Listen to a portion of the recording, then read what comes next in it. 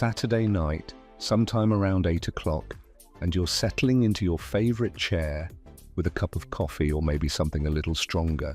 The grandkids are gone, the house is quiet, and you flip on a music special. There he is, one of your old heroes from back in the day, walking out under the stage lights. And then he opens his mouth to sing, and your heart just sinks a little, because the voice you remember, the voice that meant something to you when you were young, it isn't there anymore. I've watched this scene play out in living rooms across America for years now. And the question is no longer whether time catches up with all of us. The question is, when do we admit it? I'll be honest with you, most of what the music press tells you about aging rockers is nonsense. They'll either pretend nothing has changed, or they'll be cruel about it. Neither serves you. Today I'll walk you through 13 legendary rockers where, in my honest opinion, it might be time to step away from the microphone. And before we go further, if you want the longer write-up with my notes on each artist, it's in the description below. I'll not bring it up again. Let's start with Mick Jagger.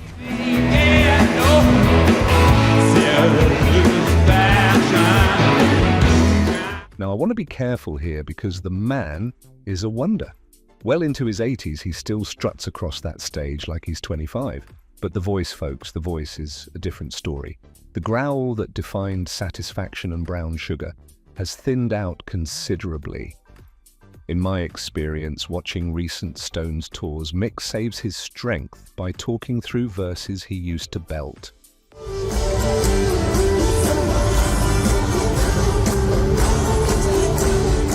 The band around him is doing extraordinary work covering for him. I'm not saying he can't perform, I'm saying the gap between the legend on the records and the man on the stage has grown wider than it ought to be. During the 2024 Hackney Diamonds tour, multiple reviewers noted that Keith Richards and Ronnie Wood were carrying the sonic weight that Mick's voice once anchored alone. That's not a criticism of the band, that's a sign of how much the balance has shifted. Sometimes the kindest thing a singer can do for his legacy is to know when the encore is the last one.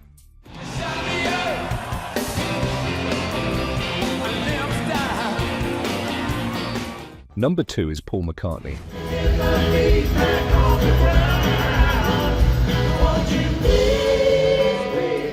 And this one hurts me to say because Paul is a national treasure on 2 continents. But the truth is, the higher notes in Hey Jude and Let It Be aren't reliably there anymore. He's smart about it. He'll drop a key or let the audience sing the big moments. I respect that. What I question is whether 2-hour shows night after night still serve him. In a style that shows to one leader now. The way I see it, Paul has nothing left to prove. He could sit at a piano in a small theatre and tell stories between songs, and folks would line up around the block. The arena grind feels like a habit at this point, not a calling.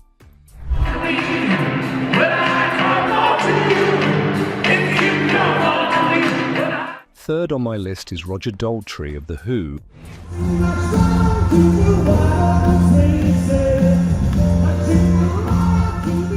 Roger has been open about his vocal struggles, he's had surgeries, he's battled hearing loss, he's pushed through bouts where doctors told him to rest.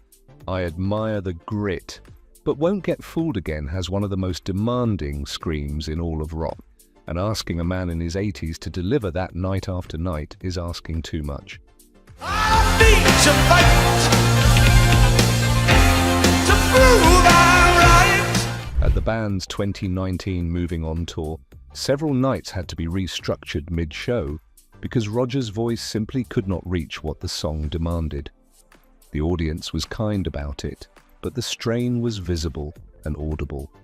I'd rather remember the scream than watch him strain for it. Took the tube back out of town, I went back to the rolling pin. Number 4 is Ozzy Osbourne.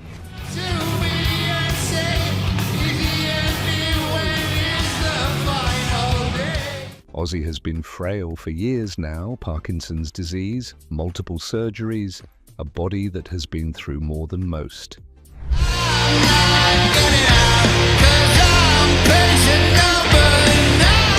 He announced retirement from touring, then hinted at returns, then stepped back again.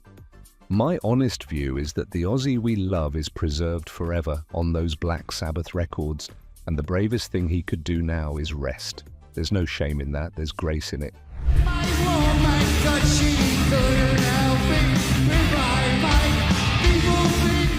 Fifth, let's talk about Steven Tyler of Aerosmith.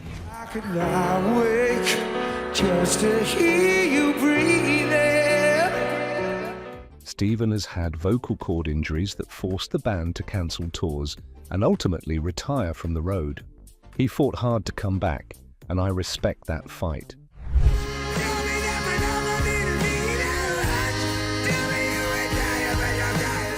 But when a doctor tells you the damage is permanent, that's nature talking.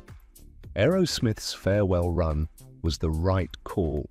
I just hope he honors it.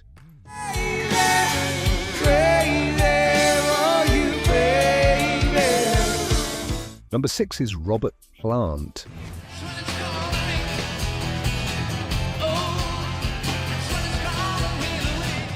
Now, Robert is interesting because he has been smart about this for decades.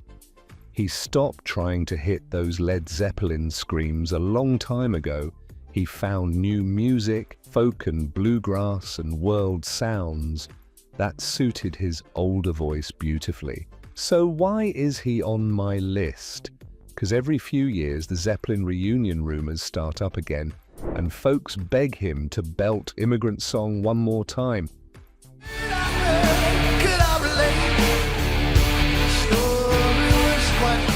My opinion, and I'll be plain about it, is that he should never do that. He's already shown us the wiser path.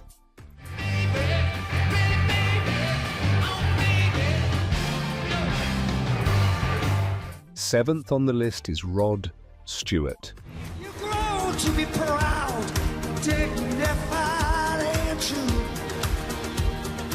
Rod has that gravelly rasp that aged better than most, but in recent years, especially after a bout with COVID and other health setbacks, the stamina just isn't what it was. He's leaned heavily into the American songbook material, which is gentler on the voice, and that's been a smart move. I had nothing to do on this hot afternoon to settle down and write you. Still, the rock catalogue of Maggie May and Hot Legs asks for a fire that I think has cooled. I'd love to see him do small, intimate shows and leave the stadium nights to memory. Here's the star in the sky, don't mean nothing to you. Number 8 is Gene Simmons of Kiss.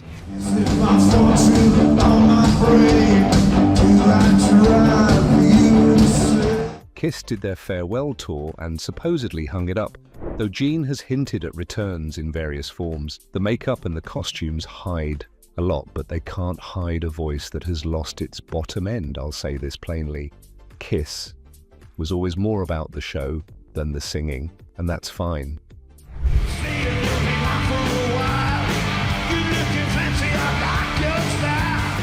But when even the show becomes a struggle, when the boots get too heavy and the songs get transposed too far down, it's time. Gene has built an empire. He doesn't need one more lap.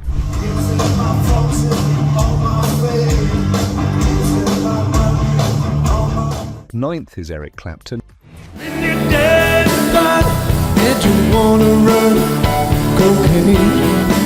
Now, Eric is primarily a guitarist and his playing is still magnificent, but he sings on most of his material and the voice has lost a lot of its warmth and range. He's also dealt with serious nerve issues in his hands, a condition called peripheral neuropathy that he spoke about publicly as far back as 2013, describing shows where he could barely feel the strings.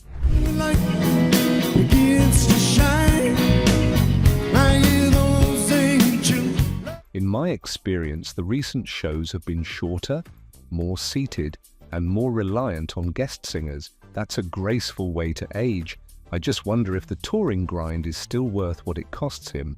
There'll be no more tears in heaven. Number 10 is Joan Jett.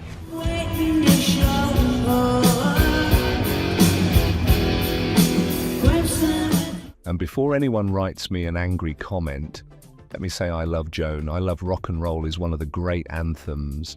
But Joan's voice was never about range, it was about attitude. And attitude is harder to summon at full volume year after year.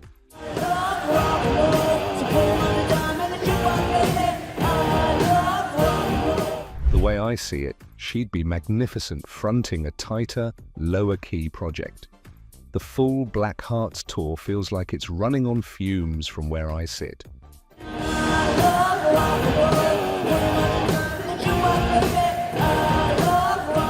11th is Alice Cooper.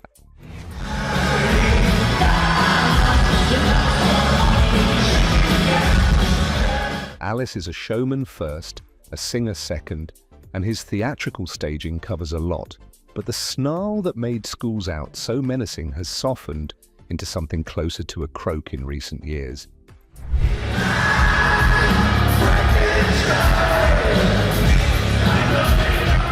He's a gentleman about it, never overselling. Still, I think the spectacle is doing more of the work than folks realize, and I'd rather see him pivot to acting or hosting, both of which he does beautifully.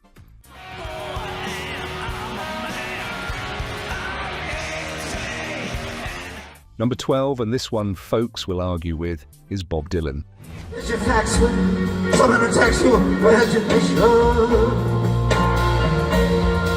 Bob's voice was always an acquired taste. That was part of the charm. But on the never-ending tour, the rearrangements have become so radical that audiences often can't recognize songs they've loved for 50 years.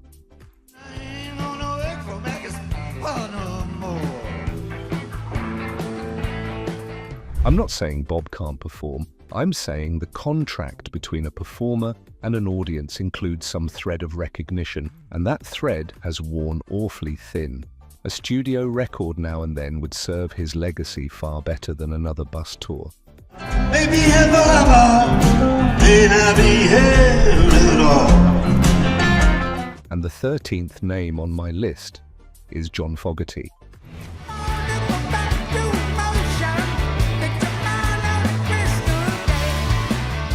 John fought for years to be able to perform his Creedence catalogue at all, and I cheered when he finally won that fight. The man deserves every dollar. But the voice that howled through Fortunate Son and Bad Moon Rising has thinned considerably, and the keys have been dropped so far that the songs sound oddly subdued. Looks like we're in for nasty weather. I wonder. Fortunate Son, originally recorded in the key of G, has been performed in keys as low as D in recent years, and casual listeners often leave the show quietly puzzled, not quite sure why the song didn't feel right. I'd love to see John in a documentary telling the stories behind those songs. That, to me, is the next great chapter for him.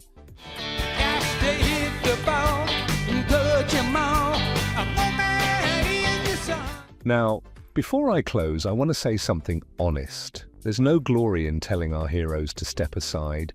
I'd rather be wrong about all 13 of these folks than be right and have any of them hear it as cruelty. The truth is, knowing when to stop is one of the hardest things any of us face. In any line of work, these artists gave us the soundtrack of our lives. We owe them respect, including the respect of letting them rest. If this conversation matters to you, hit subscribe and join our little community. I read your comments and I answer the ones I can. There's no money in teaching folks to be honest about aging in ourselves or in the legends we love, so consider this my quiet contribution. This week, pull out one of those old records and listen the way you used to. This month, maybe write a letter to one of these artists thanking them while you still can. Tell me in the comments which singer you'd most want to hear one last time, and which song you'd ask them to sing. Next time, I'll cover the rockers who walked away at exactly the right moment, the ones who got it perfectly right. Until then, take care of yourself, take care of the folks around you, and keep the music playing softly in the background of an ordinary, beautiful evening.